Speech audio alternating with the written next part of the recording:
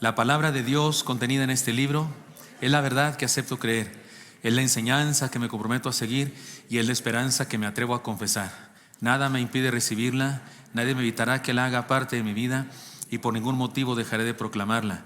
Estoy aquí para leerla, oírla y vivirla diariamente. Amén. Oremos. Señor Santo, gracias por tu palabra preciosa, Señor, por lo que nos quieres decir tú hoy a nosotros. Bendícenos que al abrirla, Señor, al estudiarla, tengamos un mensaje de ti, Señor, para nuestra vida. Por favor, que nos haga mejores personas, que nos dé aliento, fortaleza, esperanza o dirección de vida, desafío, lo que tengas para nosotros hoy, Señor. Háblanos, por favor, que nada, nadie te lo impida. Te lo pedimos en Cristo Jesús. Amén. Amén. Estamos, hermanos, con la serie llamados a pescar. Y en esta serie nos ha enseñado el Señor varias cosas. Hemos recibido un llamado, llamados a pescar es lo global, pero con pescar hacemos un acróstico y ha sido un llamado a proclamar, letra P, a enseñar, letra E. Y durante toda la semana hemos estado con letra S, servicio, llamados a servir. ¿No es cierto? Dios nos ha bombardeado con esta idea hermosa del servicio. Hemos aprendido en textos del Nuevo Testamento, en nuestro devocionario, que fuimos llamados a servir y Él mismo, el Señor Jesucristo, nos dio ejemplo de servicio. Ese es el ejemplo trascendente, tremendo, el Señor. ¿Cómo es posible? ¿Cómo es posible? El Señor, el Dios del universo, el creador de todo cuanto existe, postrado, encorvado, con su vestimenta tipo esclavo, remangada, hincado ante los hombres, que debíamos estar hincados ante Él, y Él hincado lavando los pies. Eso es sin precedentes. No hay ninguna teología, ninguna idea religiosa en el mundo que pueda decir eso de su Dios. Nadie. Es el único, el verdadero, por cierto. Los demás no son dioses verdaderos. Pero ni siquiera se les ocurrió a los inventores de mitos, de mentiras acerca de las cosas divinas, ni siquiera se les ocurrió semejante cosa tan grande como lo que hizo nuestro Dios por nosotros. Por eso este llamado a pescar, llamado a proclamar, llamado a enseñar, llamado a servir, no puede ser tomado en poco por nosotros. No podemos tomarlo así como una idea religiosa. En la iglesia se tienen campaña y está hablando de eso, pues allá ellos. No puede ser, hermanos. Si no has tomado en serio eso, no puede ser. Analiza la trascendencia del asunto, de lo que Dios nos ha estado enseñando. Hemos sido llamados a servir. Pero digan conmigo el texto base de toda la campaña, Mateo 4, 19 al 20. ¿Cómo dice? Y les dijo: venid en pos de mí y os haré pescadores de hombres. Ellos entonces, dejando al instante las redes, les siguieron. Amén. Y este es el llamado: a proclamar, a enseñar y ahora a servir. Llamados a servir, porque el que no sirve, no sirve. Me gusta esta versión breve de la frase famosa, popular. Quién sabe quién la diría por primera vez, pero debió ser antes de que yo naciera, que el que no vive para servir, no sirve para vivir. Pero me gusta esta versión breve: el que no sirve, no sirve, punto. Es más contundente, ¿no es cierto? Ahora, hemos abordado textos diversos del Nuevo Testamento para hablar de este ministerio del servicio, pero quiero ahora que tomemos uno que está en el libro de los Hechos, pero en realidad nos remite a un asunto del Antiguo Testamento. Lean conmigo Hechos 13:36, por favor. Porque a la verdad David, habiendo servido a su propia generación, según la voluntad de Dios, durmió y fue reunido con sus padres y vio corrupción. Habiendo servido a su propia generación. Qué palabras, qué alabanza, qué declaración de honra memorial a una persona que en ese momento ya ha fallecido. Sirvió a su generación conforme a la voluntad de Dios. Que cualquiera de nosotros esperaría que eso se dijera de nosotros cuando muramos. Déjame introduzco de la siguiente manera. Un ancianito de 85 años trabajaba arduamente y con gran dificultad, porque además de anciano no estaba tan fuerte, y estaba sacando tierra con una pala para hacer un agujero y plantar un árbol de manzanas. Ahí estaba el árbol de manzanas, la vara, junto a él. Alguien que pasó por ahí sabía lo que estaba haciendo y le dijo: a tu edad ¿piensas que podrás comer algún día manzanas de ese árbol? O sea, que le está diciendo viejo, ¿no? Le está diciendo: de aquí a que crees que el árbol, tú ya te moriste y ni vas a comer del árbol, ni para qué estás sembrándolo. El ancianito lo miró con esa autoridad de viejo que sabe cosas y le dijo: yo nunca he comido manzanas de un árbol que yo mismo haya plantado. Sin embargo, me gustan mucho las manzanas y las he disfrutado mucho siempre. Así que pienso honrar a quienes plantaron los árboles de los que yo comí, haciendo lo mismo que ellos hicieron, para que los que vienen detrás puedan disfrutar, como yo lo hice, de una manzana. Sacó una manzana que traía en su bolsa, la pulió así como es típico hacer con las manzanas, le dio una mordida delante de su interrogador y después siguió trabajando como diciéndole: calladito te ves más bonito. Oiga, hermano, es cierto. Todo servicio bien hecho, todo servicio sincero, real de nuestro corazón, todo servicio realizado trasciende el tiempo. De eso nos habla el Señor toda esta semana, de eso nos ha hablado el Señor toda la semana. Los cristianos somos llamados a servir. No solo fuimos llamados, porque decir en pasado me suena que nos podemos eximir de eso. Somos llamados a servir, somos llamados ahora mismo. No fuimos, somos llamados todos los días.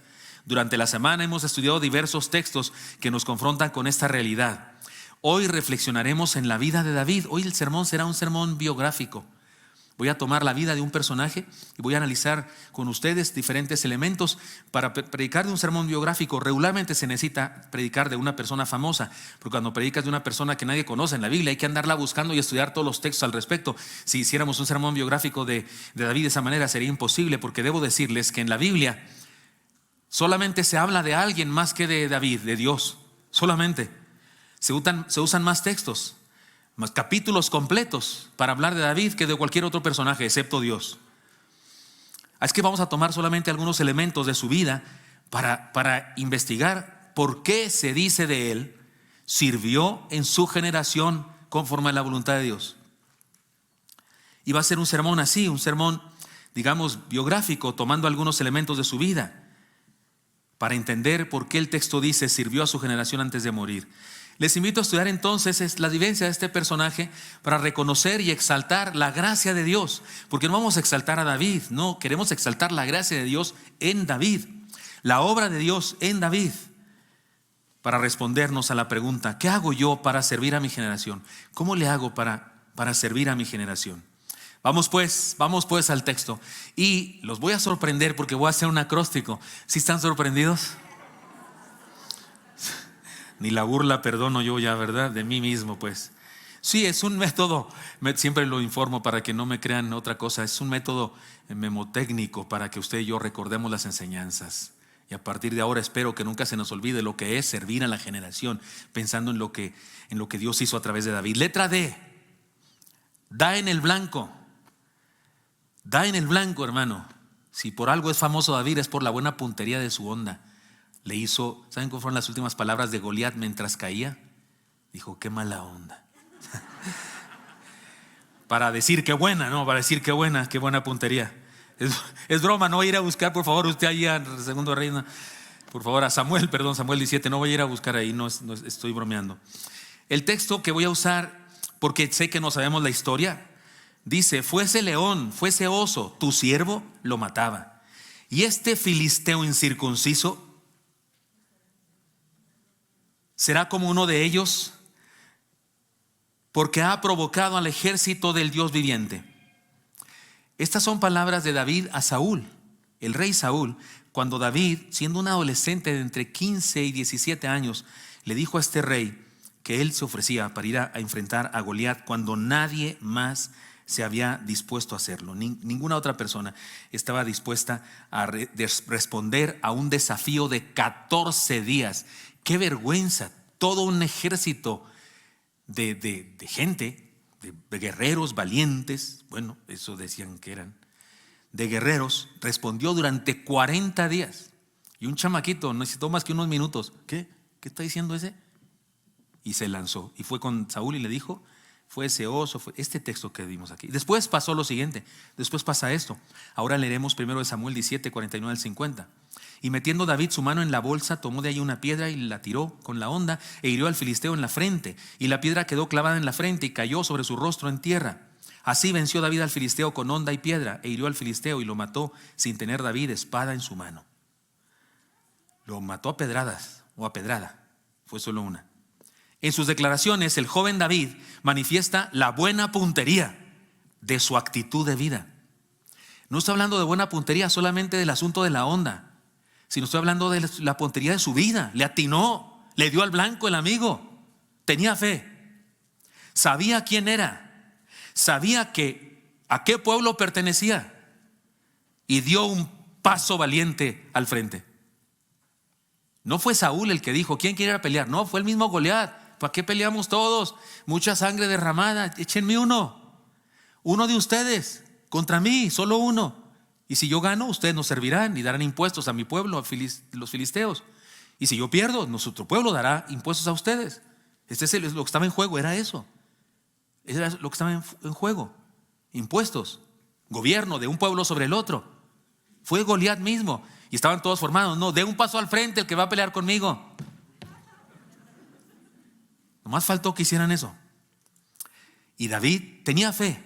Sabía quién era, sabía a qué pueblo pertenecía. Y dio un valiente paso al frente. Miren, hermano, antes de dar al blanco con la honda, dio en el blanco con su vida. Era tan joven que no tenía derecho ni obligación de ir a la guerra. De hecho hay un pasaje antes de esto que dice que fueron, él y sus hermanos fueron, pero él se tuvo que regresar a cuidar las ovejas de su padre y tuvo que regresarse a eso porque era su obligación, porque no era su obligación ni su derecho ir a la guerra, porque era menor de edad. Lo regresaron, me lo despacharon de regreso. Digamos que no estaba prestando su servicio militar, no estaba haciendo servicio militar porque no era su edad. Sin embargo, prestó un servicio extraordinario a su pueblo. Hizo algo que ningún otro se atrevió a hacer. Dejemos que la gracia de Dios en nosotros funcione igual que en Él. Sirvamos con fe, sabiendo que somos siervos, entendiendo que somos parte de una comunidad de servicio y daremos en el blanco también nosotros. Ya lo he dicho en muchos otros sermones que cuando pensamos en David y cómo es que él fue y venció a Goliat y no lo hicieron los demás, y cualquiera dice que sus características, que era muy valiente y que tenía mucha fe. No dudo eso. Que sí tenía fe y por supuesto era valiente, pero creo que eso no fue lo que lo hizo ir. Creo que lo que lo hizo ir fue un principio diferente. Siempre lo enseño eso, su identidad. Porque usted analiza sus palabras cuando le dijeron lo que estaba pasando, porque llegó y vio al grandotón y preguntó qué está pasando y que el rey le iba a dar la mano de su hija y que dinero y no sé qué. Y cuando él pregunta sobre eso, él no dice, pero ¿por qué no van? ¿Qué no tienen valor? Cobardes. No dice eso. Ni dice que no tienen fe, hay que tener fe. No dice eso. Dice él, ¿quién es este filisteo incircunciso? El problema de David estaba centrado en identidad. ¿Quién es este? Que está muy grandote, no me importa eso, no está circuncidado. Y que no está circuncidado significaba, no es parte del ejército de Dios. Y él desafió al ejército del Dios viviente. David está hablando de identidad. ¿Qué les pasa? ¿Quiénes somos nosotros? ¿Por qué permitimos que alguien venga y nos ofenda de tal manera que ofenda a nuestro Dios? De hecho, él nunca aceptó que él iba a ir a pelear contra Goliat ni que lo iba a matar. Él siempre dijo, tú vienes a mí con espada y con lanza y jabalina, yo voy a ti en nombre de Jehová de los ejércitos, a quienes tú has desafiado. David siempre entendió que era Dios. Entonces él sabía quién era y se sabía siervo. He aquí tu siervo. De hecho, cuando habló con Saúl le dijo, he aquí tu siervo. Y más tarde que Saúl pide que vaya a su casa, he aquí tu siervo. Él decía eso siempre. Cuando casi lo mata Saúl a él y David tiene que huir, en varias ocasiones David estuvo en posibilidades de matarlo y no lo hizo. Y en cada ocasión le dijo, soy tu siervo. Mi Señor, le decía a Saúl. Aunque estamos hablando de la idea de dar en el blanco en relación a la puntería de David con la honda, aunque sí que estamos usando eso, no era una resortera como las de ahora. A lo mejor usted nunca usa una resortera, no sé qué, porque es muy joven. Pero los de antes, nosotros hasta hacíamos nuestras propias resorteras. ¿No? ¿Cuántos hacían su resortera, hermano? Así se buscaba una horqueta y luego le robaba la llanta a su papá. Aquí ya estaba ponchada y sacaba unos zules y hacía una resortera. Yo hasta tengo resorteras todavía. ¿Cómo no me traje mi resortera? Pero tengo varias que yo he hecho. Cuando iba a Tlayacapan, quería enseñarles a mis hijos, pero no, ellos son de otra cosa, juegan con otras cosas. Y los jóvenes de ahora juegan con videojuegos, ¿verdad? A mi nieto sí, así le interesó, pero tampoco sabía manejarla. Pero la honda de David no era de esas. Las hondas de aquella época no eran resorteras, porque no había llantas ni hules como ahora, ligas como ahora, sino que eran dos pedazos de cuerda, de piel. Y en el fondo una parte más gruesa donde se ponía la piedra. Estas dos cordones, uno de ellos tenía una lazada para poder meter un dedo y que no se te cayera, y la otra estaba libre. Ponías la piedra ahí, le dabas vueltas, hasta hacías ruidos. Hace un ruido en el aire. Y luego sueltas la parte que no tiene lazada y se va tan fuerte que puedes matar un hipopótamo. Los que saben usar eso lo usan muy bien. Es un golpe muy fuerte si lo saben usar bien. Parece que David era buenísimo. Mató un mastodonte, no, que se llamaba Goliat. Era un gigante, tal vez casi 3 metros, 2,85 por lo menos. Tal vez medía según los codos que se dice en la escritura. No estoy hablando solo de eso, estoy usando la puntería de su onda en el sentido metafórico. Y si usted piensa que estoy medio loco al hacer una comparación con eso y decir da en el blanco, déjeme decirle que esto es absolutamente congruente con la teología cristiana. Absolutamente congruente con la teología cristiana. No estoy inventando nada yo. La palabra bíblica para la palabra pecado es la palabra amartía, que sabe qué significa: errar al blanco. Pecar en la Biblia significa no darle al blanco, o sea, no tener buena puntería en la vida. O sea que tú le puedes decir a una persona que sientes que peca demasiado, puedes decirle: oye, como que tú tienes muy mala puntería, ¿no? Para vivir. En la Biblia, pecar significa errar al blanco. O sea que existe una mala puntería para vivir. O sea que hay una forma de vivir en donde nunca le das al blanco, nunca haces lo que es la voluntad de Dios, nunca haces lo que Dios manda, no haces lo que Dios te creó para hacer, estás dándole fuera del blanco de Dios. Y eso es pecar. Ahora, si hay una mala puntería en la forma de vivir, debe haber una buena. No pongan el texto todavía, por favor, hasta que yo se los diga. En la vida diaria de nuestro contexto histórico, cuando usamos la palabra religión, regularmente la usamos en término peyorativo, negativo. De esta persona es muy religiosa, y es que algunos creen en la religión. Yo no tengo religión, tengo a Cristo, tengo fe. Y es verdad, porque el uso popular de la palabra religión es como el conjunto de reglas, ritos, acciones que hacen que una persona se gane el cielo. Y tal concepto es equivocado. No existe tal religión. Pero en el término original de la palabra religión, sí existe una religión verdadera, es Cristo. Cristo es nuestra religión verdadera, porque religión viene de religare, volver a atar, volver a unir. Los seres humanos al pecar nos apartamos de Dios y en Cristo hemos sido religados. Entonces hay un concepto correcto de religión. Y hay un concepto correcto, será nuestra fe, la vida cristiana verdadera, eso es la religión verdadera. Bueno, si pecado es cerrar al blanco, ¿qué es dar al blanco? Santiago nos lo dice. Santiago dice cuál es la religión verdadera. Lo leen conmigo, por favor. Está en la pantalla, ¿cómo dice? La religión pura y sin mácula delante de Dios, el Padre, es esta: visitar a los huérfanos y a las viudas en sus tribulaciones y guardarse sin mancha del mundo. Si usted quiere resumir en una sola palabra la religión verdadera y sin mancha, ¿cuál sería la sola palabra que diría? Servicio. Servicio. ¿Qué dice Santiago? La religión verdadera es servicio. La religión verdadera es servir al prójimo. Y por supuesto que usa aquí los huérfanos y las viudas. Y por favor, usted no vaya a ser literalista y decir: está una persona que necesita su ayuda y usted: oigan, ¿es viuda usted? No, entonces no puedo servirle, perdóneme usted. ¿Es huérfana? No, entonces perdóneme, cuando mueran sus padres me habla. Por favor, eso es absurdo. El texto lo que quiere decir es servir a los necesitados, a los que necesitan de algo que yo tengo de más. Qué interesante. Así que está claro, dar en el blanco en la vida incluye servir al prójimo.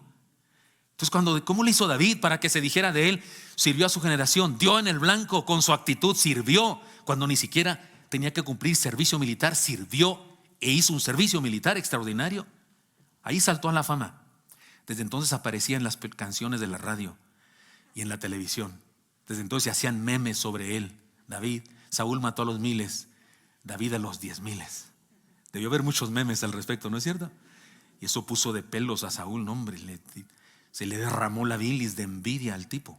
Ahí comenzó también el crecimiento de David y el deterioro de Saúl. Pero vayamos, no metamos en más chismes. Primera enseñanza entonces, da en el blanco, tiene que ver con la actitud de la vida de servicio. Letra A de David, acepta el tiempo de Dios.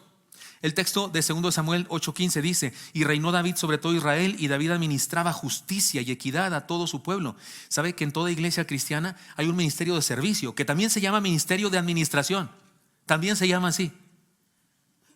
Por eso en la iglesia hablamos de proclamación, educación,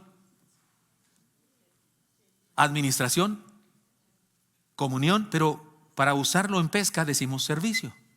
Pero es la misma cosa. Este texto podría decir: y reinó David sobre todo Israel, y David servía con justicia y equidad a todo su pueblo.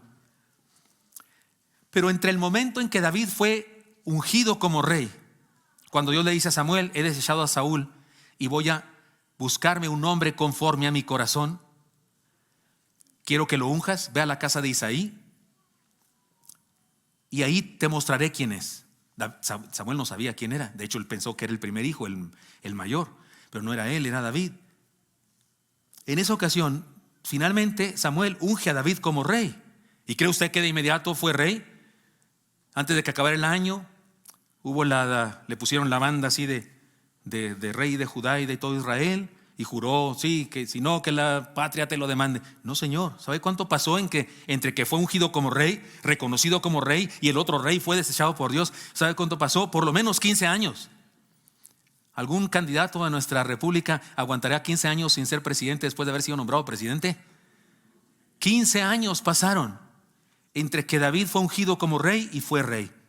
En ese tiempo, ¿qué tuvo que hacer David? No, hombre, pues pasársela huyendo de Saúl, que lo quería matar, a quien por cierto le perdonó la vida en varias ocasiones y enfrentó diferentes aventuras que estas aventuras lo capacitaron para crecer, para ser mejor líder. Fue capacitado. Incluso se le juntó un grupo de valientes que lo apoyó durante toda su vida. Y digo grupo de valientes con buena gana de decirlo, pero si vamos a la Biblia dice que se le juntaron hombres amargados y endeudados, así dice. Eran personas que les había ido tan mal en la vida que tuvieron que huir de las ciudades y andaban ahí de cuatreros, literalmente cuatreros. Y se unieron con David, encontraron un sentido y propósito en David. Esos eran sus valientes, muchos de sus valientes eran de esos originales que fueron algunos cuatreros. Se le unieron y no fue rey hasta dentro de 15 años. Ahora la frase David administraba o servía con justicia y equidad a todo el pueblo nos ayuda a entender que sirvió a su generación como dice el texto base, pero para ello tuvo que ser paciente, no se apresuró. Hay personas, ¿no?, que es un síndrome de seminarista recién graduado. Nos contratan para ser copastor o ayudante o achichincle ahí por ahí en la quinta etapa de la cadena alimenticia, pero ya quiere ser el pastor principal, ya quiere ser el mero papas fritas. Espérate, tú no mereces nada, trabaja, sirve. Yo eso le digo a los pastores jóvenes que de los que tengo autoridad espiritual o soy su mentor o lo que sea. Eso le digo, usted llega a una iglesia y en esa iglesia donde hubo un pastor viejo lo aman, lo adoran todos los demás, y usted llega, ¿qué debe hacer? Hablar bien de ese pastor, echarle porra a ese pastor, hable de él cada rato y mencione los sermones. Es su obligación durante los primeros 5 años de su ministerio ahí, hasta que a alguien le diga, oiga pastor, pues como que ya no le eche tantas porras y ya ni está. Pero usted hable, no llegue usted a echarle tierra. ¿Quién es usted? Y si le da coraje porque ese pastor a lo mejor murió o a lo mejor está en otra iglesia cercana, ellos van y lo buscan y le piden consejo. ¿Sabe qué debe hacer, pastorcito querido recién graduado? Aguantarse. Té de tila o algo tome para que se le quite la muina, pero aguántese. ¿Por qué? Porque ese pastor le sirvió a ellos con sangre y trabajo y ellos lo aman y merece que lo amen. Usted no quiera que lo dejen de amar, haga que se enamoren de usted con servicio y trabajo. Si estoy hablando claro, pero hay quien se apresura. 15 años, imagínense, 15 años. Paciencia, como decía Calimán a Solim. Los jóvenes no saben de quién hablo, pero los viejos sí. ¿Cuántos sí oían Calimán en la radio? Serenidad y paciencia, mi querido Solim. ¿Sí o no, hermanos? No era yo fanático, pero tengo buena memoria. Esperó el momento, David esperó el momento, respetó al liderazgo puesto por Dios.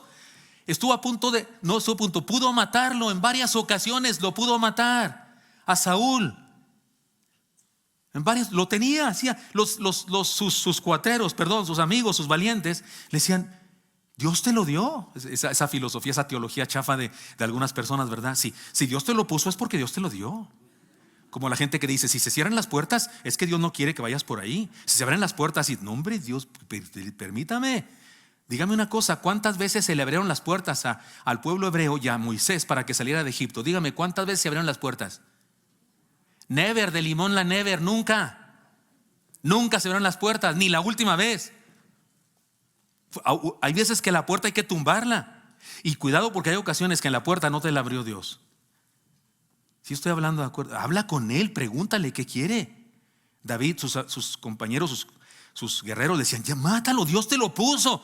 Y él se enojaba con ellos. No, hombre, además, hasta la vez que le cortó un pedazo de su túnica, dice la escritura que se estremeció. ¿Qué hice yo? ¿Qué hice? ¿Cómo se me ocurre? Hasta eso lo sintió como delito. Y lo decía: mi Señor, mira lo que tengo, pude matarte, mira. Y le decía Señor al rey que lo odiaba y lo quería matar. No, hombre, qué tipo.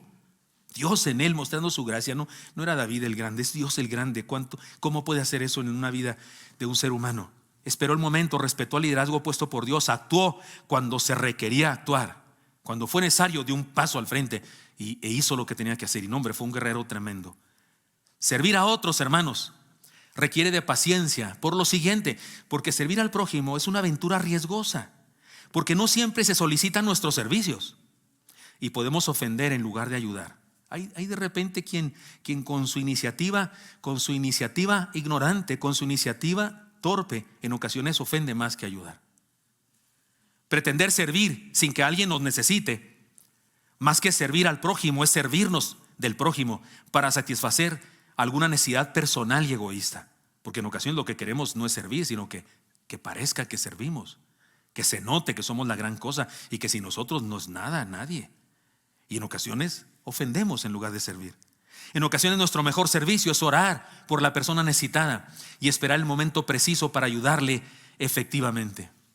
En ocasiones servimos bastante quitándonos de la escena y dando espacio para que alguien haga lo que le corresponde hacer. También eso es servir, porque el servicio es para beneficiar a otro, no para beneficiarme a mí.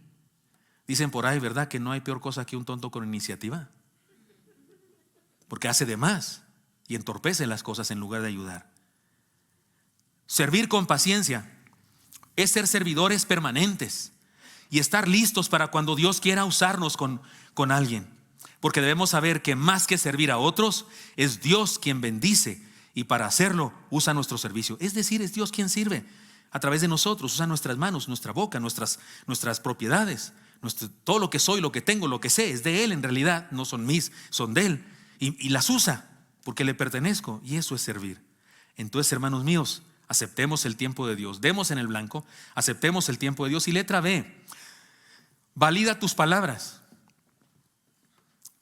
Dijo David: ¿ha quedado alguno de los de la casa de Saúl a quien haga yo misericordia por amor a Jonatán? 2 Samuel 9:1. Esta frase, esta palabra de David es de lo que más uno puede reconocer la grandeza de Dios en él. ¿Ha quedado alguno de la casa de Saúl? ¿De qué está hablando? David hizo un pacto con Jonatán, era su gran amigo, el hijo del rey que lo quería matar, era su gran amigo. La amistad entre Jonatán y David es célebre y es un gran ejemplo para nosotros para entender la verdadera amistad. Sin embargo, cuando David llegó a ser rey, Saúl y Jonatán ya estaban muertos. Nadie esperaba que David cumpliera promesa alguna, porque la muerte de alguna manera cancela, ¿no?, algunos pactos, hasta el matrimonial. ¿No dice la escritura hasta que la muerte los separe? ¿Dice eso la escritura o no, hermanos? Amorcito, le dijo la esposa al esposo, en el cielo estaremos juntos. Y el esposo le dijo: mira, el pastor dijo hasta la muerte nos separe, por favor no te metas si esto no era eterno.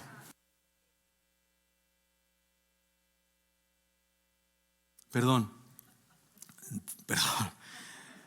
Mi vida, ¿dónde está mi vida? Tú y yo sí para siempre. Pero aún ahí, una persona, se muere el esposo, la esposa, el esposo, la esposa que quedan vivos, podrían casarse sin problemas. Nadie tendría por qué criticar tal cosa, porque eso así es su derecho. Porque el pacto se canceló, ya se acabó el pacto, porque era un pacto durante la vida. Sin embargo, David decide mantener el pacto. Nadie esperaba que cumpliera tal cosa. Sin embargo, a diferencia de la tradición de los reyes de aquella época, ¿sabe qué hacían los reyes de aquella época cuando venía una nueva familia, una nueva dinastía al reino de cualquier país, imperio, lo que sea? ¿Sabe qué hacía regularmente el nuevo rey? Mataba a todos los descendientes del antiguo rey, a todos, hijos, nietos, bisnietos, sobrinos, lo que fuera. Acababa con el apellido de esa persona. Es más, en ocasiones el— cuando moría su padre y él se hacía rey, mataba a sus hermanos y nietos Con eso le digo todo. ¿Por qué? Porque era un peligro. Él es el rey, sí, pero si él se muere, cualquier hermano que sigue en orden puede ser el nuevo rey. Y era un peligro. Si no había buenas, y con aquello de que los reyes tienen muchas esposas, es que ni siquiera eran hermanos completos, eran medios hermanos. Pues no había una cercanía. Pues había reyes que llegaron a tener 100 y pico de hijos. Imagínense la trifulca que había cuando él moría y quién iba a ser el sucesor. Y por eso era la tradición, matar a todos. ¿Y qué hizo David? No mató a nadie, a nadie. Y de hecho pregunta, ¿no habrá quedado alguien? Pues murieron en la guerra y esas cosas, ¿no habrá quedado alguien? Y sí, se había quedado alguien. Él no exterminó a la descendencia de Saúl, al contrario, la protegió. Y sí quedó alguien, un discapacitado llamado Mefiboset que vivía en Lodebar. Lodebar significa así desolación absoluta. Y él lo mandó traer. El pobre Mefiboset pensaba, me va a matar. Y por eso le dijo lo que le dijo. ¿Por qué volteas a ver a un perro muerto? Le dijo Mefiboset. ¿Sabe qué está diciendo Mefiboset? David, no soy enemigo contra ti. Sé lo que debes hacer como rey, matar a toda la descendencia de mi padre y mi abuelo. Lo sé eso, pero no soy enemigo contra ti. Mírame, soy un perro muerto. ¿Qué te voy a hacer? No puedo contra ti.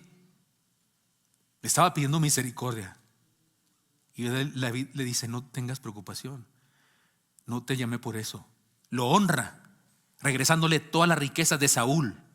No solo de Jonatán, de Saúl, que abarcaba más. Le puso un siervo bajo su autoridad para que le administrara toda su herencia. Y le dijo, pero no quiero que vayas a tu rancho y vivas allá. No, vivirás en mi casa. Comerás en mi casa todos los días mientras yo viva. Lo honró, honrando un pacto que había hecho con alguien cercano, con su gran amigo. Y honró ese pacto en su casa. Seguramente los hijos de David ahí veían a Mefiboset todos los días cuando comían. Es un hecho que David no comía todo el tiempo en su casa, pero eso es un símbolo de que estaría en su casa. Y seguramente lo veían y era un símbolo de la misericordia y de un pacto que se cumple, de la validación de las palabras. Cumplió sus pactos, honró su palabra y sirvió sin más razón que su promesa, sin más razón que su palabra. No sirvió para recibir algo a cambio, no, Señor. Sirvió para honrar su palabra. De hecho, cuando su hijo de David se puso en contra de él y lo persiguió y lo echó a correr, el siervo de Saúl, que ahora era siervo de Mefiboset, le chismeó a David y le contó mentiras. Y le dijo que Mefiboset se había ido con su hijo y lo había traicionado a él. Era mentira. Mefiboset no se fue con su hijo de David porque quería irse. No, lo obligaron a irse con él. Él no lo hizo por su voluntad y era una persona lisiada. ¿Qué iba a hacer? Pero le contaron a David que Mefiboset lo había traicionado y se había ido con su hijo. Y David lo creyó porque no tenía manera de no creerlo. ¿Y saben qué hizo David cuando finalmente ganó la guerra contra su propio hijo, aunque le dolió mucho en su corazón eso? ¿Saben qué hizo David? Volvió a remitir a Mefiboset a su casa. Aún creyendo que lo había traicionado, lo regresó a su casa. Y le dijo, no levantaré mi espada contra ti, y lo llevó a su casa. Era mentira. Después se enteró que era mentira. Pero lo llevó a su casa otra vez cuando aún pensaba que era verdad que lo había traicionado. Eso es cumplir la palabra y no tonterías. Esto nos recuerda que el servicio debe comenzar en nuestras relaciones interpersonales inmediatas, cercanas, de casa. Cumplamos con nuestro pacto matrimonial, sirviendo a nuestra esposa, sirviendo al esposo. Ahí comienza nuestro servicio. Porque de repente andamos sirviendo a todo el mundo y no sé dónde, y no a la esposa y no al esposo. Ya lo he explicado yo varias veces que a mí no me la trago cuando una persona se la pasa en la iglesia, va a todos los cultos, no falla a nada, está en todo. Y si tiene familia, yo digo, ¿y a qué hora está con su familia? ¿Y a qué hora sirve en su casa? No me la trago de que qué bárbaro, qué espiritualidad. No, me hace sospechar que algo está pasando en su casa. Cumplamos nuestro pacto matrimonial sirviendo a nuestra esposa, esposo. Cumplamos con nuestros pactos familiares sirviendo a nuestra familia, padres, hijos, suegros, hermanos, tíos, abuelos, padres a hijos, hijos a padres. Cumplamos con nuestro pacto laboral sirviendo a nuestra empresa. Porque, ay, pastor, fíjese que me corrieron en el trabajo por cristiano. ¿Cómo que por cristiano? Sí, es que yo me la pasaba evangelizando y orando. ¿Y a qué horas trabajaba, hermano? Si no le pagan por orar ni por evangelizar, le pagan por dar su tiempo a la empresa. No le roba a la empresa para ser buen cristiano. Sea buen cristiano sirviendo a su empresa y haciendo su trabajo, y que va a orar y evangelizar en las horas libres, en la hora de la comida, lo que quiera usted, pero no a medio trabajo, porque usted está defraudando a quien le paga por eso. Cumplamos con nuestro pacto laboral sirviendo a nuestra empresa. Cumplamos con nuestro pacto eclesiástico sirviendo a nuestra iglesia. Hay mucho que hacer en la iglesia y en Oreb especialmente. Solo no sirve quien no quiere.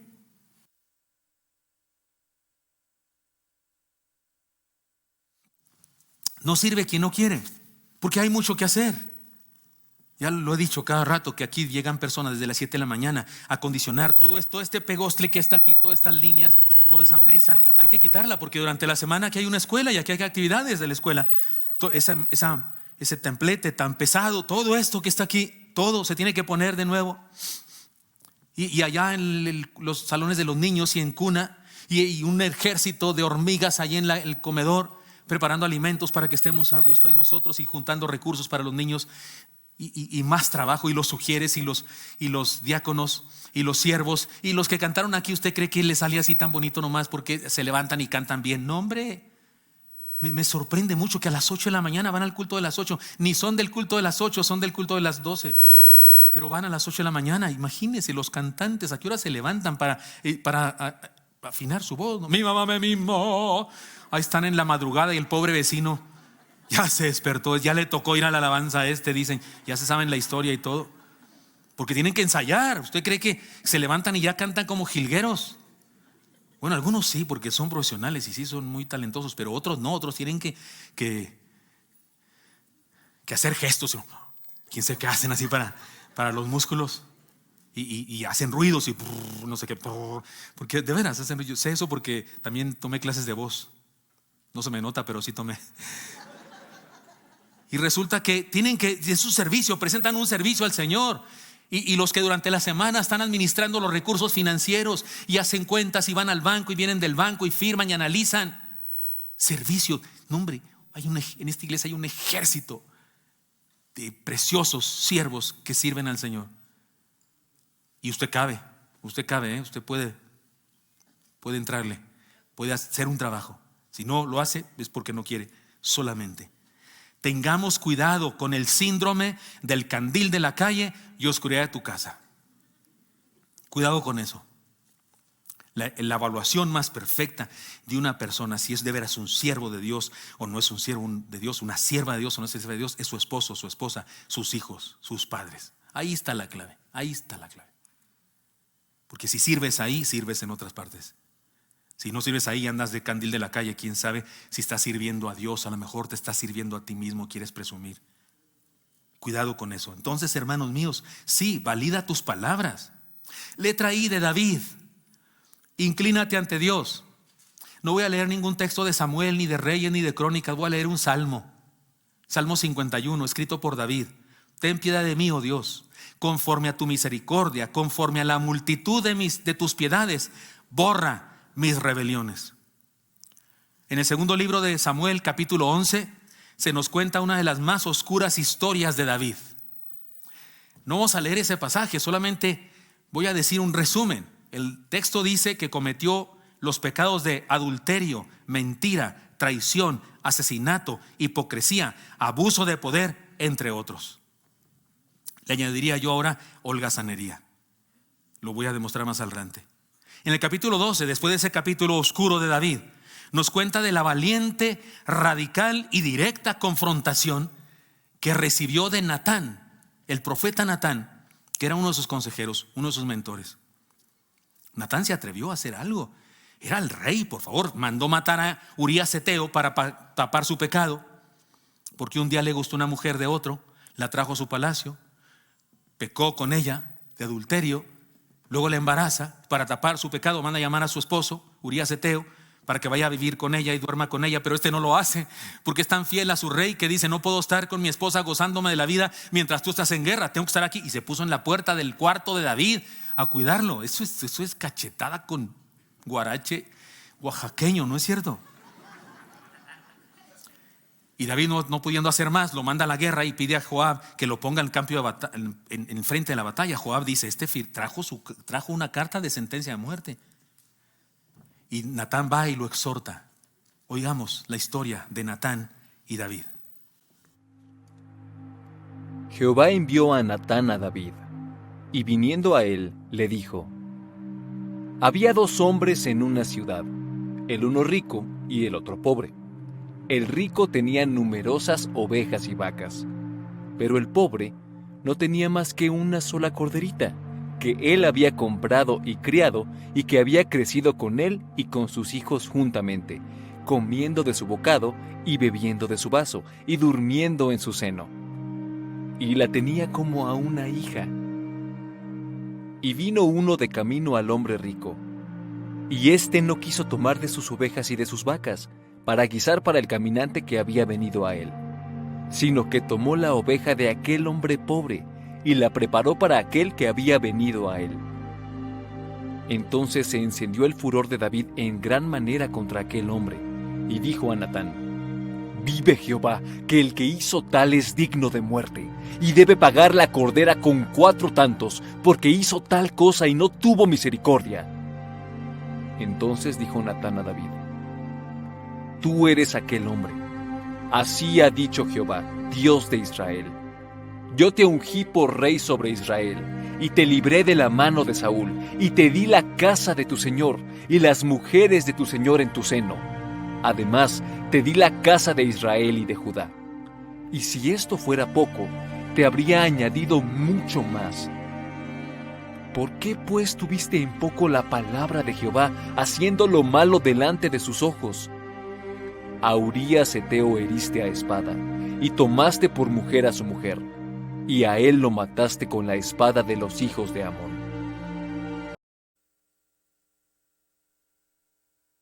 ¿Qué les parece? Qué manera tan sabia de Natán, ¿no? Lo atrapó como ratón con el queso. Le contó una historia de ovejas. David reaccionó como decía la ley de Moisés. Si alguien robaba una oveja o mataba al animal de otro, debía pagarlo si confesaba por lo doble. Pero si no confesaba y lo agarraban, que era mayor delito, entonces 4 veces debía pagarlo. Y David actuó así muy legalista, ¿no? Pero no hablaba de ovejas, Natán. Hablaba de esposas. Había uno que tenía una sola y la amaba como su esposa. El otro tenía varias. No ni tanto amor ni mucho, porque eran solamente eso, personas que usaba de alguna manera. ¿Sí me siguen escuchando? Y resulta que David cae en la trampa. Dice, no, se enfurece, ¿no? Que ese hombre es digno de muerte, que pague 4 veces, como dice la ley. Y las palabras: tú eres ese hombre. Podemos hablar mucho más de él. Echarle tierra, hacer leña del árbol caído. Incluso Natán le advierte a David de las consecuencias terribles de su pecado. Y al parecer, cosas que experimentó David fueron consecuencia de eso. Y podemos seguir hablando más mal de él, pero resulta que estamos hablando de su biografía y estamos haciendo alusión al hecho de que el libro de los Hechos dice que David sirvió a su generación conforme a la voluntad de Dios. ¿Y dónde queda esto aquí? Entonces tacha todo eso, ¿no? Como dice el Eclesiastés o los Proverbios, dice que las moscas muertas hacen heder el perfume del perfumista, ¿no?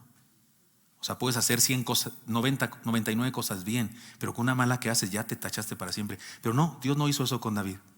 ¿Por qué? Porque hay que decirlo. David reconoce su pecado, se arrepiente y pide perdón. El Salmo 51 es un ejemplo perfecto de eso.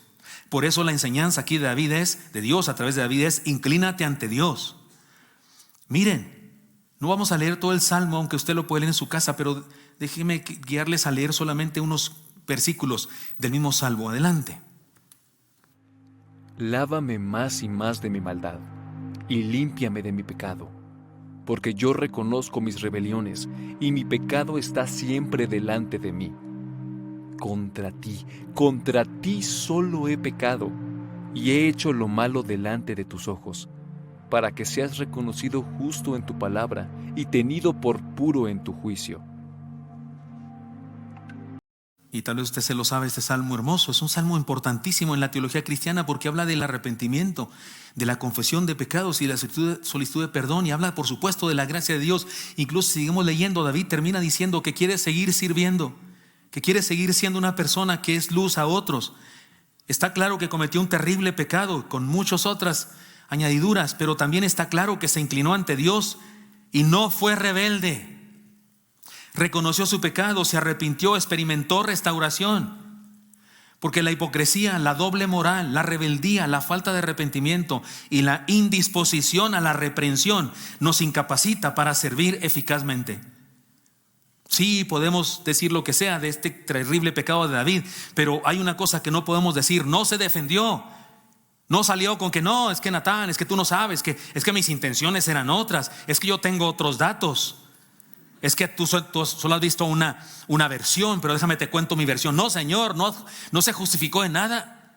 No dijo, es que ella, pues, ¿cómo se pone a bañar ahí frente de mí? No, es que mis esposas no son tan lindas y no me atienden. Y yo me sentía necesitado. No, Señor, no se justificó. No fue un cobarde justificándose de su fechoría. Él reconoce absolutamente. Y era rey. Y ahí vimos que era tremendo. Mandó matar a Urías Eteo, que él le duraba Natán el profeta, pero al ser confrontado divinamente, al ser descubierto en su pecado, se arrepiente. Eso tiene de valor y de virtud esta escena. Recordemos que santo no es quien nunca cae, sino quien siempre se levanta.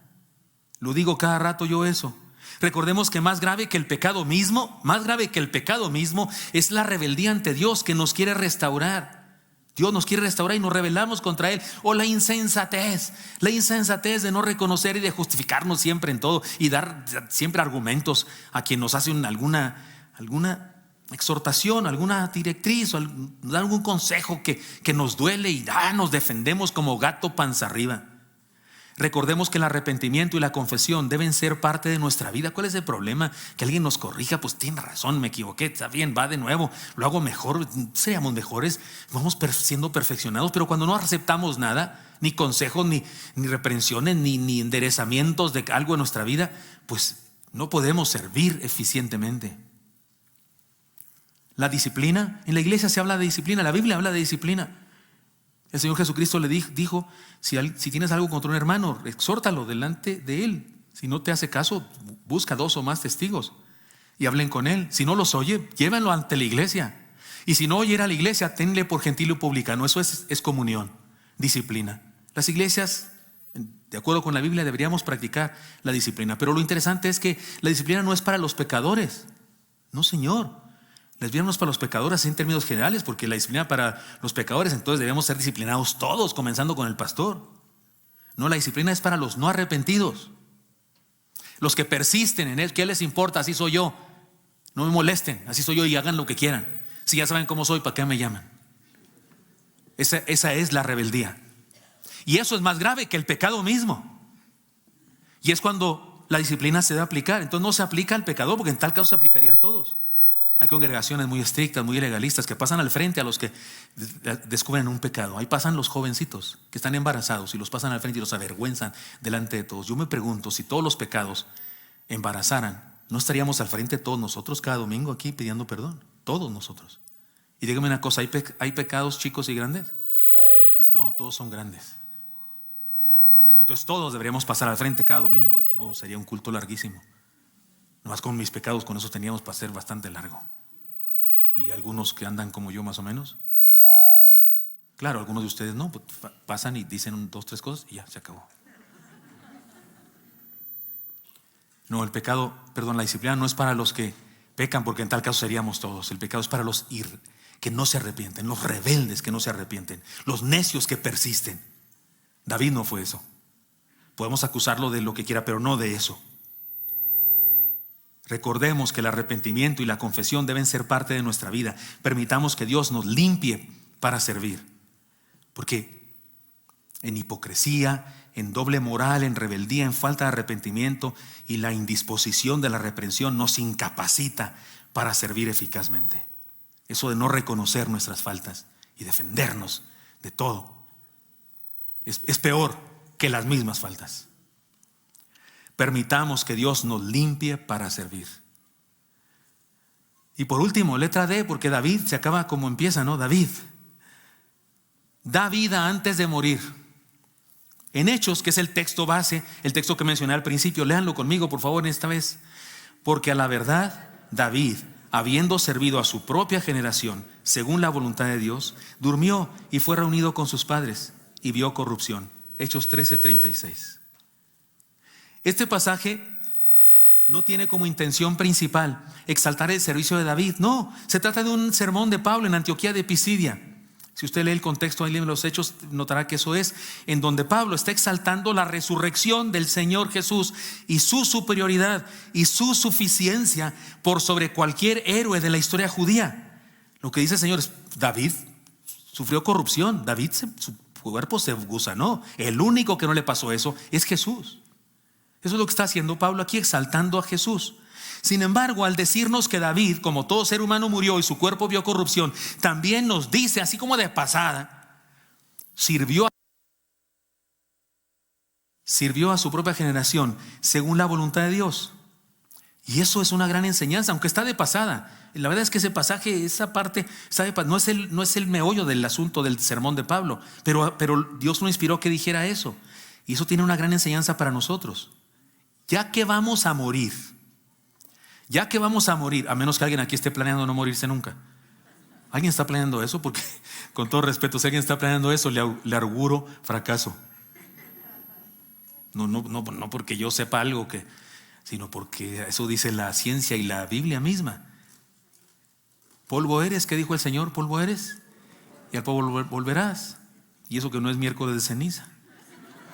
Ya que vamos a morir, sería bueno que antes de hacerlo sirvamos a nuestra generación, ¿no? O sea, ya que vamos a morirnos, ¿cómo la ven si servimos? ¿Se acuerdan? Yo creo que era un asunto local de mi tierra, pero ¿se acuerdan, hermanos, cuando la televisión pues no existía? Algunos sí somos de cuando no existía tele, o cuando en la televisión había un solo canal. Estrellitas del 2. En mi tierra, un canal local. Lo que oíamos era radio. ¿Se acuerdan, hermanos? Oíamos Calimán, ya lo dije hace rato. Chucho el Roto. ¿Se acuerdan de Chucho el Roto, hermanos? Que se daba por la radio. ¿Se acuerdan de La Tremenda Corte? Con Tres Patines. ¿Se acuerdan? Nananina. ¿Cómo se llamaba? Humercindo. O sea, eso es una genialidad eso. Es más, creo que todavía lo pasa en algún canal de radio. Sería bueno que lo escucharan jóvenes para que vean la creatividad de los chistes de aquella época. Bueno, en esa época que la radio rifaba, porque en la televisión había bastante pocas cosas, había un anuncio en la radio que ¿se acuerdan los chachitos? Los chachitos son un cereal de arroz inflado allá en mi tierra, y había un anuncio que el niño decía: mamá, ¿me puedes traer mis chachitos con leche helada? Cállese, chamaco, porque si no voy y le doy sus coscorrones. Mamá, ¿me puedes traer mis chachitos con leche helada? Cállese, chamaco, ya le advertí que si voy a darle sus coscorrones. Mamá, cuando vengas a darme mis coscorrones, ¿me puedes traer mis chachitos con leche helada? ¿No es genial ese chamaco? Me encantaba, yo hasta quería conocerlo. ¡Qué listo, chamaco! Oye, mamá, ¿ya que vas a venir a darme mis coscorrones? Pues ahí de pasada, tráeme mis chachitos, ¿no? Es lo que estoy diciendo aquí. Como si alguien desde el cielo nos dijera: oye, ya vienes para acá, te voy a traer dentro de unos años. ¿Cómo la ves si en el camino vas sirviendo gente?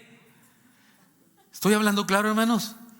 Ya que vas a venirte para acá, hijo, ¿cómo la ves si en el camino vas sirviendo gente y les vas diciendo que lo sirves porque te amo y porque me amas y porque estás lleno de mí? ¿Qué tal que sirves a las personas y los tocas con mis manos espirituales de amor y les hablas con mi garganta de amor que es la tuya? ¿Qué tal, hijo mío? ¿Qué tal que antes de venirte a estar conmigo sirves? Eso es lo que dice Dios en este llamado al servicio. Sería bueno que antes de morir hagamos algo por los que nos rodean. Digo, ya que nos vamos a ir, estoy segurísimo, estoy absolutamente seguro que cualquiera de nosotros, por muy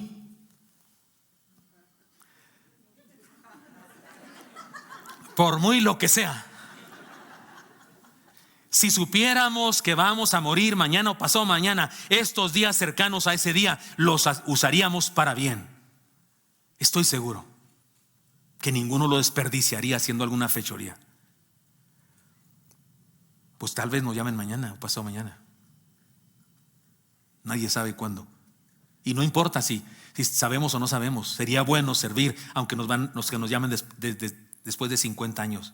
Yo no aspiro a tanto, pero sé que algunos aquí se aspiran a tanto o más. Sirvamos. Conviene que dejemos huella, que otros puedan seguir, que nuestra muerte comparta vida, incluso nuestra muerte comparta vida, que alguien pueda decir, sirvió a su generación.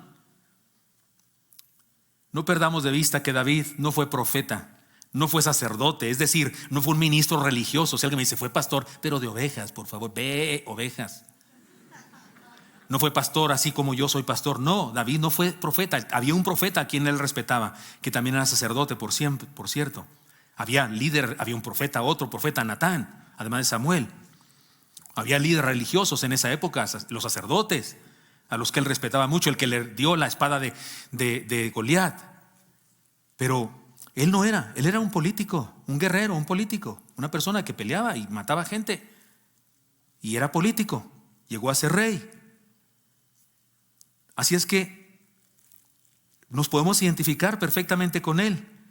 Yo digo eso porque de repente predicamos acerca de Pablo, acerca de Pedro. Y bueno, es que eran apóstoles, es que eran siervos de Dios y nos eximimos de la responsabilidad de imitarlos porque ellos tenían un cargo religioso. En este caso no hay manera de evitarlo, porque no, David no tenía un cargo religioso, él era un político, un rey.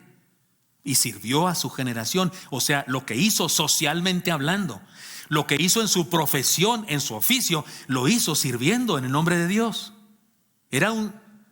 No hay división en la Biblia entre clérigos y laicos. No hay división en la Biblia de eso, pero si hacemos una división, clérigos serían los oficiales, los siervos oficiales, y laicos los demás. No existe en la Biblia tal cosa. Yo también soy laico, en el sentido estricto de la palabra, porque soy pueblo de Dios, laos, pueblo. Pero si hubiera separación, bueno, David era laico.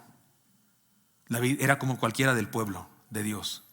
Así es que no podemos pretender, claro, es que él que era David. No, es un ejemplo para que lo imitemos.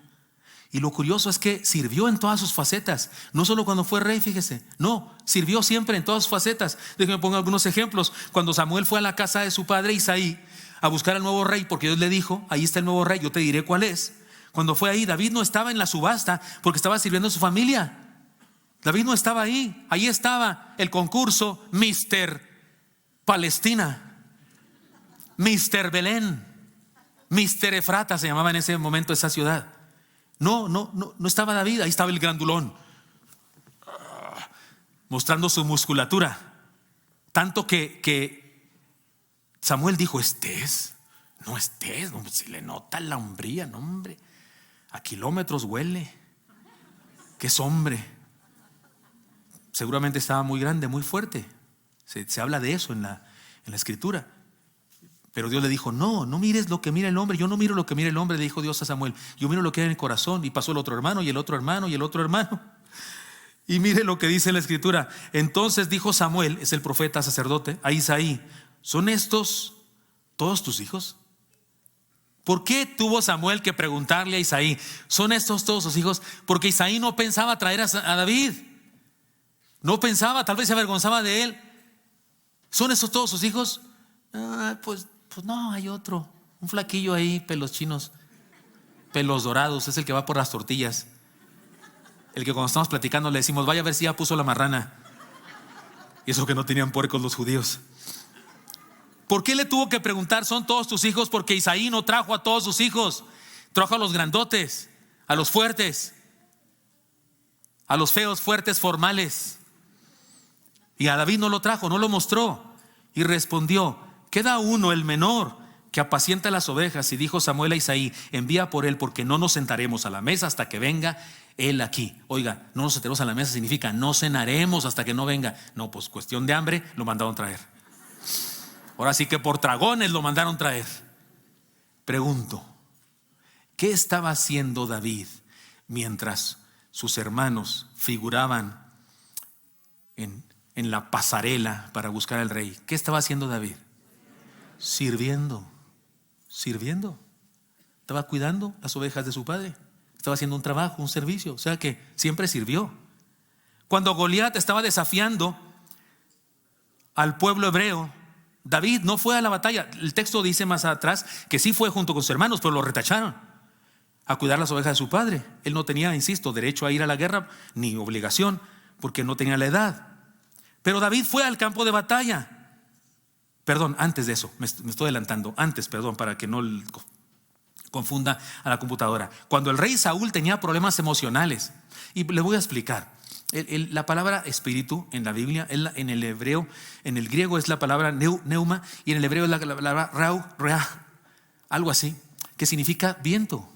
Entonces, perdón, por favor, hay gente que cuando ve en la Biblia la palabra espíritu siempre piensa en un demonio, una persona con trincho o un espíritu. Bueno, por favor, Dios no manda espíritus a la gente. Dios no le manda a uno demonios para que le estén picando con el trincho, no. Aquí lo que dice este pasaje es que Saúl tenía problemas emocionales, le daba depresiones, ansiedad, cosas así. Y el texto dice que era causa de Dios, o que era algo que Dios mandaba, porque sí era su relación con Dios, quebrantaba lo que le producía eso. Y así se habla en la Biblia, como cuando Job le dice a Dios: tú me tienes en esta situación, tú me tienes del cuello, tú me has hecho. Porque en aquella época se entendía que todo lo que pasara, fuera bueno o malo, Dios lo hacía en el sentido de su voluntad permisiva. Así que interpretémoslo bien. Pero dice el texto, cuando el rey Saúl tenía problemas emocionales, David le servía. Dice el texto: y cuando el espíritu malo de parte de Dios venía sobre Saúl, ¿qué dice el texto? Sigan leyendo conmigo. David tomaba el arpa y tocaba con su mano, y Saúl tenía alivio y estaba mejor, y el espíritu malo se apartaba de él. Está probado psicológicamente, psiquiátricamente, que la música, cierta música, ayuda a las personas, transforma a las personas, ayuda, amansa locos. La música puede tranquilizar, o también te puede volver loco, y también te puede hacer agarrar una metralleta y matar a tus compañeros en la preparatoria. Está probado que la mayoría de los niños, o todos los niños adolescentes que han hecho eso en sus escuelas, han escuchado mucha música de esa música pesada. Está probado que la mayoría de ellos eran adictos a eso, y a juegos de video, de violencia y demás. Sí, las cosas que oímos y que vemos afectan nuestra. Y David tocaba el arpa, tocaba música como estos chamacos preciosos que cantan y tocan instrumentos. Me emociona mucho, me enamoran cuando los veo cantarle al Señor, y particularmente los que tocan y además que tocan, cantan. Porque algunos solo tocan, pero algunos tocan y cantan, porque están de acuerdo, están pendientes de que no es solamente tocar, es de veras alabar al Señor. Y algunos de ellos incluso dejan de tocar y levantan las manos en adoración. Me encanta verlos tocar. Eso es un arte, es cuestión de estética, música, el arte de bien combinar los sonidos y el silencio, dice por ahí la definición de la música, ¿verdad?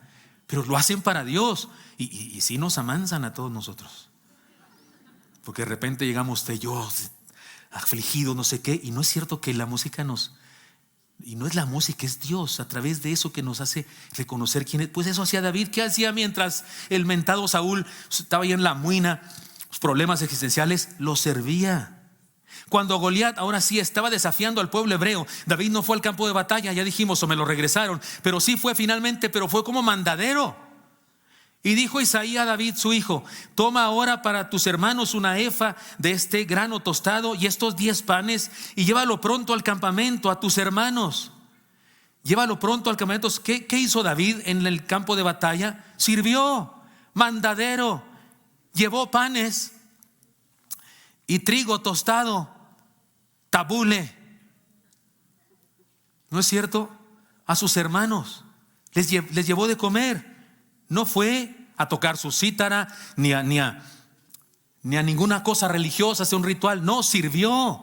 Cuando nosotros servimos, alabamos a Dios, bendecimos a Dios. He aprendido que en mi casa también puedo alabar a Dios y servir a Dios, que no solamente predicando y enseñando la palabra para lo que me preparé, para lo que estudié, pero me di cuenta que, ¿saben qué? Cuando fui al seminario también aprendí a lavar trastes. Sí, porque como necesitaba recursos económicos para pagar mis clases, aprendí en el seminario, tuve beca lavando trastes. Había 1, 2, 3 estaciones. Tú puedes escoger la estación con el miserable. Agarrabas los platos de los compañeros y así en la basura ibas el miserable. ¿Sí saben esa cosita? Ya entendí por qué se dice miserable. No deja nada. Con el miserable le quitas todos los restos de comida al plato, lo pasas a la siguiente estación. La siguiente estación es enjabonarlo.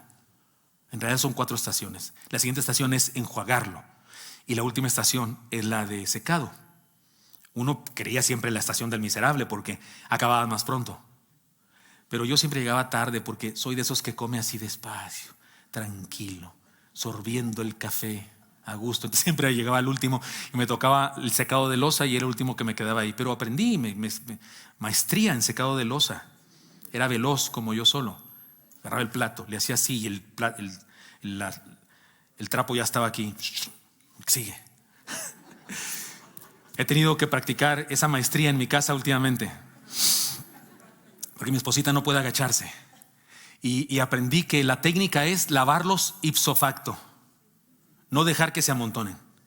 Estoy comiendo, acabo mi plato, siempre acabo primero, voy corriendo y lo lavo. Y me siento y mi esposa, ¿ya lavaste? Sí, el mío. Es más que el de ella. Y lo lavo y así no se me amontonan. ¿No está padre? Se lo recomiendo, varones, aunque su esposa no esté enferma. Pero tengo un problema. Soy más o menos alto y entonces los fregaderos me quedan chaparros. Me duele la espalda. Pero vi un programa de esos de animales, ¿cómo se llama? National Geographic. Y entonces vi cómo toman agua las jirafas.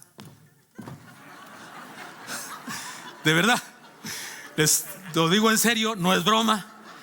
No es broma, abro mi compás y entonces el fregadero me queda más abajo. Y entonces así no me duele la espalda. No es que tengo que usar tenis de esos de básquetbol porque ya ven que aquí me resbalo y ya después no me puedo regresar. Pero con tenis no se resbalan porque son de básquetbol para la duela, profesionales. Me la regaló el Dani UFC. Unos tenis de LeBron James. O sea, son los meros tenis super high. Y entonces eso me pongo y así no me resbalo. Y lavo los trastes y soy bueno. Y así no dejo que se me amontonen. Salvo un día cuando al otro día viene una joven a ayudar a mi esposa, una sola vez a la semana. Ese día anterior sí los dejo que se amontonen. Pero he aprendido que cuando estaba en el seminario honraba a Dios lavando trastes, lavando baños, remendando libros, haciendo una limpieza en el edificio de música para tener beca y poder pagar mis estudios. Y he descubierto que no debo dejar de hacer eso ahora con mi esposita. Y hemos crecido en confianza en Dios, en relación entre nosotros. Sirves a Dios haciendo lo que hagas. Sirves a Dios. David no sirvió solamente cuando era rey, no, Señor. Sirvió en cada etapa de su vida. ¿No es esto una gran enseñanza? Donde estemos, sirvamos con lo que sabemos y podemos hacer en este momento. En este momento, lo que sabes hacer, hazlo para servir a otros. No esperemos a que pase algo extraordinario para servir. ¿Qué esperas? ¿Que pase el cometa Halley o qué? ¿Qué esperas? ¿Que suceda un gran se te aparezca un ángel como a Gedeón o qué? Sirvamos y ya. Podemos servir con o sin seminario, con o sin mayoría de edad, con o sin matrimonio, con o sin jubilación, con o sin dinero, con o sin cargo, con o sin reconocimiento, con y sin permiso. Sirvamos. Debemos servir ahora mismo, donde quiera que estemos, como quiera que seamos, con lo que tengamos y en todo momento. Y no perdamos de vista lo siguiente, esto es de lo más grave. Esto es lo último que digo y es de lo más grave de todo. No perdamos de vista lo siguiente. ¿Saben qué estaba haciendo David en el momento más oscuro del que hablamos? De su pecado con Betsabé, que desató muchos otros pecados y calamidades. Les cuento, David fue a la guerra en cierta ocasión, ya mayor de edad, y todavía blandía la espada y todavía entraba a la batalla, porque da ejemplo a sus soldados. Y un día por poco y lo matan unos descendientes, unos parientes de Goliat. Tuvo que defenderlo Abisaí, uno de sus generales, el hermano de Joab. Tuvo que defenderlo y de hecho Abisaí le dijo: nunca más salgas a la guerra con nosotros, no vaya a ser que apagues la lámpara de Israel. Eso fue un honor muy grande que le hizo y David aceptó. Y cuando les pregunto qué estaba haciendo David aquella vez cuando fue tentado y cayó a la época más oscura de su vida, les leo. Aconteció al año siguiente, después de ese incidente, al año siguiente, en el tiempo que salen los reyes a la guerra, que David envió a Joab y con él a sus siervos, todos sus valientes, y a todo Israel, y destruyeron a los amonitas y sitiaron a Rabá. Pero David se quedó en Jerusalén. Y sucedió un día al caer la tarde que se levantó David de su lecho y se paseaba sobre el terrado de la casa real y vio desde el terrado a una mujer que se estaba bañando, la cual era muy hermosa. ¿Y para qué les cuento el chisme completo y todo lo que pasó después? ¿Qué estaba haciendo David? De holgazán, porque dice que al caer la tarde se levantó. Óigame, ¿a qué horas es cuando cae la tarde? O sea, ¿a qué hora se levantó, hermanos? ¿Sí está claro ese asunto? O sea, se la pasó toda la noche viendo Netflix o algo así.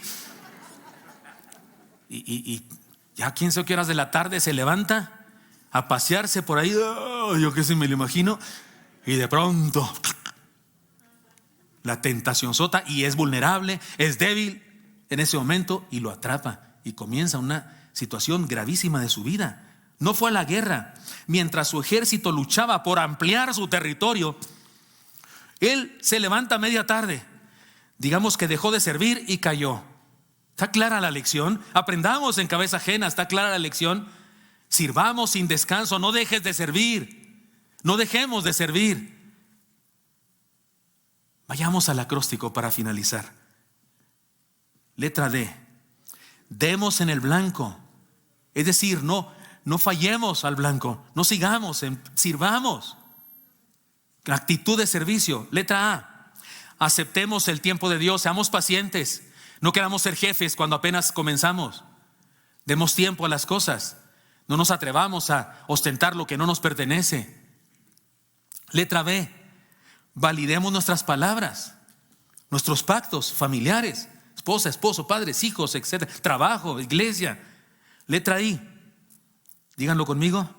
Inclinémonos ante nuestro Señor, reconozcamos, no seamos esos rebeldes que argumentan todo y no, lo que pasa es que esto, es que no me comprendes, que no me, espérate, si la regaste, si la regué, ¿cuál es el problema? Mejor perdón, lo voy a pensar, lo voy a hacer, disculpen. Y por último, díganlo conmigo, demos vida antes de morir. Que se diga de nosotros que servimos a nuestra generación. Que se diga de nosotros que servimos a nuestra generación. ¿Se acuerdan del viejito de la historia que les conté al principio? Está sembrando un árbol.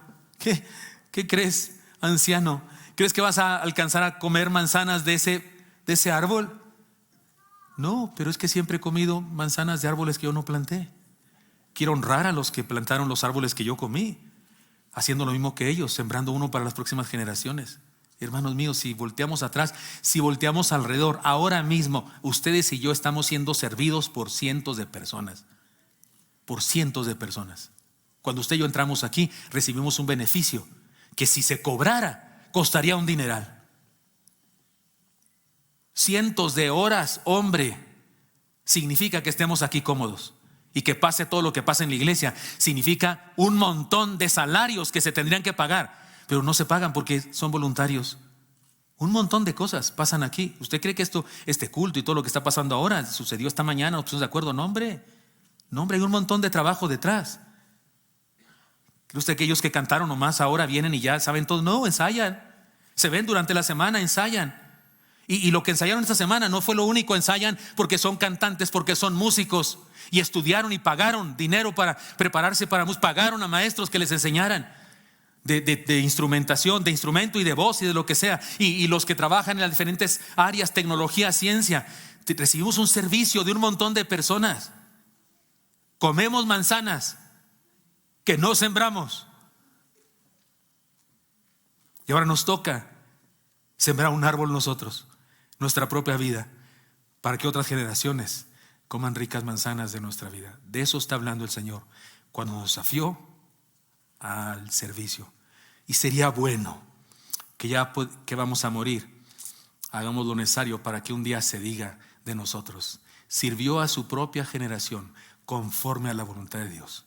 Qué honor más grande podía haber para nosotros. Y qué bueno que suceda ese honor tan grande cuando no estemos, porque entonces no es vanagloria, porque no estaremos aquí, no escucharemos a nadie decir eso, ya nos habremos ido.